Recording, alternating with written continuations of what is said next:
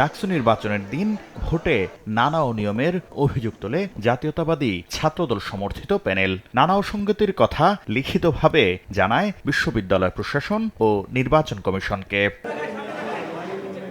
প্রায় 2 সপ্তাহ পর সোমবার আনুষ্ঠানিকভাবে গণমাধ্যমের সামনে এলেন ছাত্রদল সমর্থিত ভিপি পদপ্রার্থী আবিদুল ইসলাম খান ও জিএস প্রার্থী শেখ তানভীর বারী হামিম। মধুর ক্যান্টিনে সংবাদ সম্মেলনে অরক্ষিত ছাপাখানায় ক্রমিক নম্বরবিহীন ব্যালট ছাপানোর নানা প্রমাণ তুলে ধরে নির্বাচনে কারচুপির অভিযোগ করেন তারা।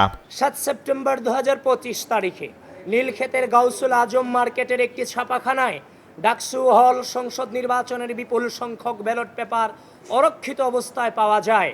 বেশ কয়েকটি কেন্দ্রে একটি প্যানেলের পক্ষে ভোট দেয়া ব্যালট পেপার সরবরাহ করারও অভিযোগ তোলে ছাত্রদল সমর্থিত প্যানেল। প্রার্থীরা বলেন, ভোট গ্রহণ ও গণনার সময় পোলিং এজেন্টদের যথাযথভাবে উপস্থিত থাকতে দেওয়া হয়নি।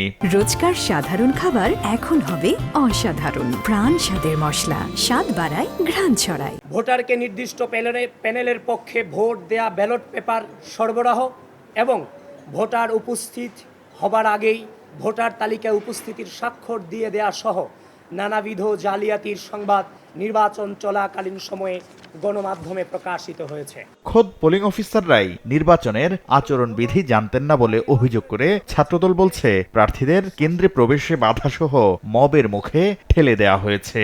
তো আমাদের যে ব্যালট পেপারগুলোর নাম্বারগুলো দিতে গিয়েও এই পোলিং অফিসাররা আমাদেরকে বারবার মবের শিকার করেছে। ভোটের হার সহ নানা অসঙ্গতির বিষয়ে বিশ্ববিদ্যালয় প্রশাসনকে অবহিত করা হলেও তারা কালক্ষেপণ করছে বলে অভিযোগ করে ছাত্রদল বলছে, সুস্পষ্ট ব্যাখ্যা আসার আগ পর্যন্ত নির্বাচনকে বৈধতা দেওয়ার সুযোগ নেই। যতক্ষণ না পর্যন্ত সুষ্ঠু নির্বাচন এবং প্রশাসন তার অবস্থান ক্লিয়ার করতে না পারবে বিষয়গুলো নিয়ে, এই নির্বাচনকে তো আমাদের জায়গা থেকে বৈধতা দেওয়ার কোনো সুযোগ নেই। প্রশাসনের পাশাপাশি বেশ কিছু শিক্ষক ও বিএনসিসি সহ কর্তৃপক্ষের নানা ভূমিকার সমালোচনা করেন ছাত্রদল নেতারা। সমূহের বিষয়ে শাকির আহমেদ, সময় সংবাদ, ঢাকা।